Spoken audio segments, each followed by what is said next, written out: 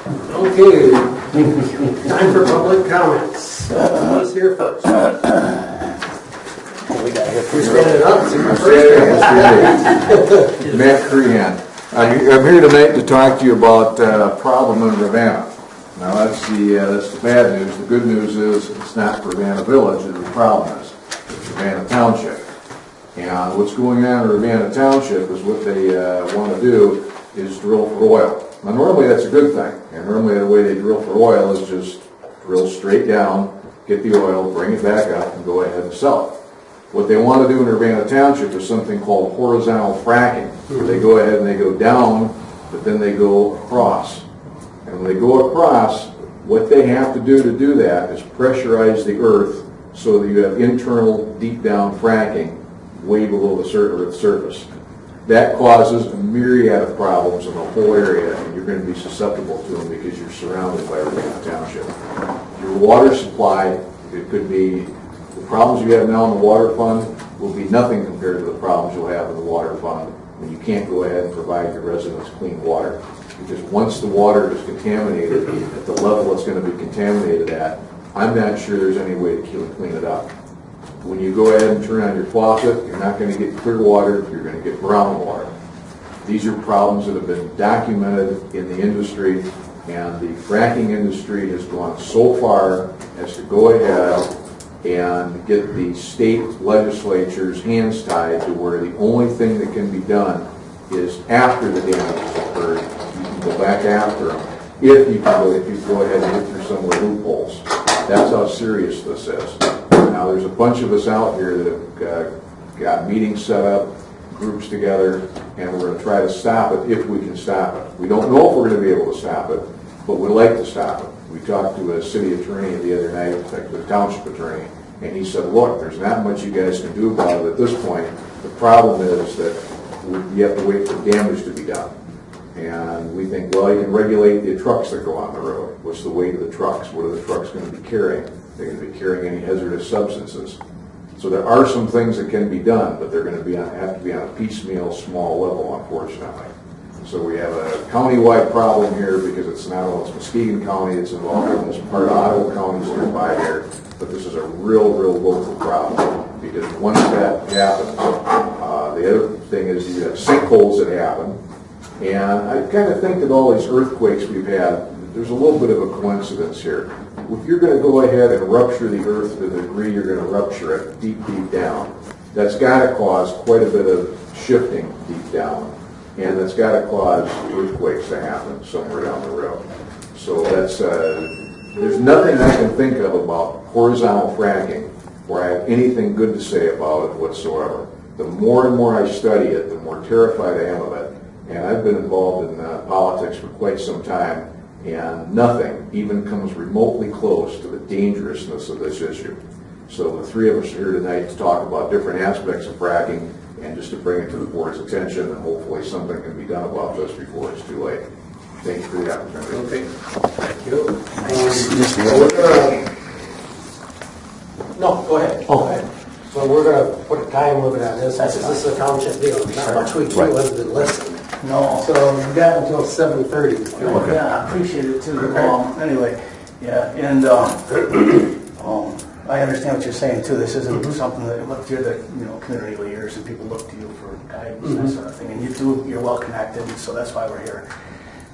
Anyway, it's hard to get the straight information on what's going on with fracking these days. Things are so different than when I was a kid. When I was a kid, you had competition in the newspapers and stuff. People trying to scoop one another. Now the Muskegon Chronicle is owned by Advanced Publications, two brothers out in the East Coast.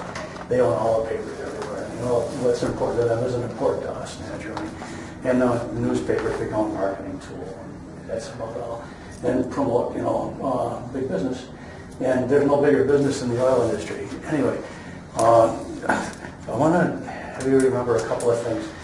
First of all, that it's so difficult to get the straight dope on what's going on. Also, that our civic responsibility as citizens goes beyond just pulling a lever every 3, 4, 12 years. We really have to get informed, and then we have to act on what we learn. And what I want you to remember is something you can look up easily. It's called the Halliburton loophole. This is not something that the DEQ is willing to mention, but it's easy to find online. There's a nice Times article, if you just type in Halliburton loophole, and you'll see a New York Times article on it. It exempts the fracking industry from the Clean Water Act.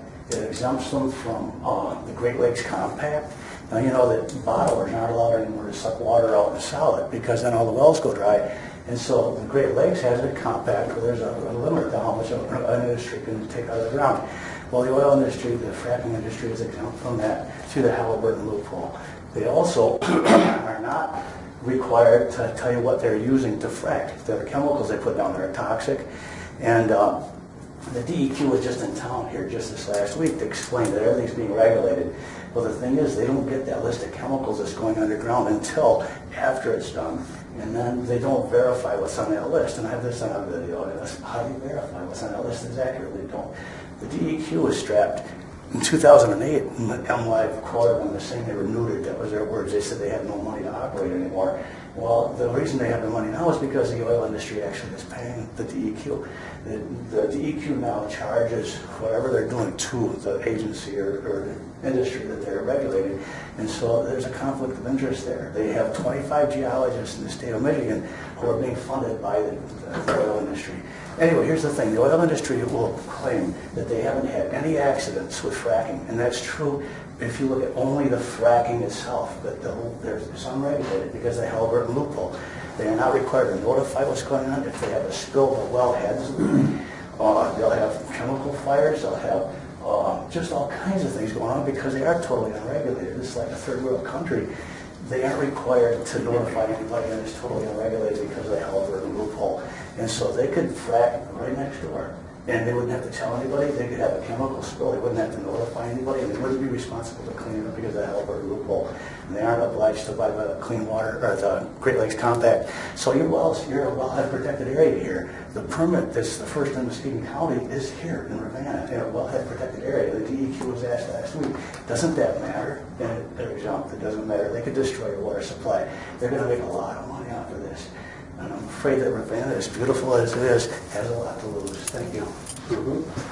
Well, we have a petition. We won't be able to stay around. This is for the state of Michigan. We want to a ballot initiative to get this on a ballot to stop it in Michigan.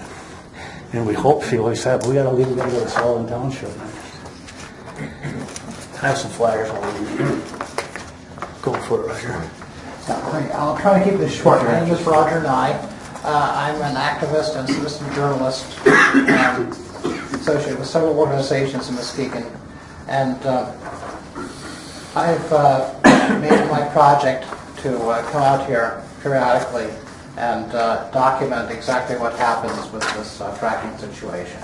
So you will be seeing me around from time to time. I'm not interested in vilifying anybody. I'm trying to get the facts. And I think the facts will speak for themselves in the end. Just a few things that I do definitely have a point of view. I am very concerned about the dangers of fracking. I mean, if you can take that, you know, as for whatever you think. But again, I'm trying to provide some objective news coverage. I've been out here once to do a photo shoot already. And I just thought you should know about a few things, maybe a few things that you should be thinking about.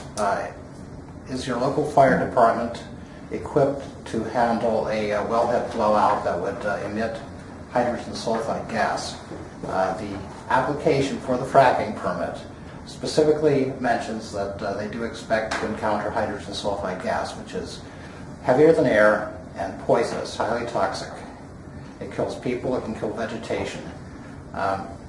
Another thing you should be thinking about for the same reason is that perhaps you should be having drills in your local schools as to sheltering in place in the event of a hydrogen sulfide emission.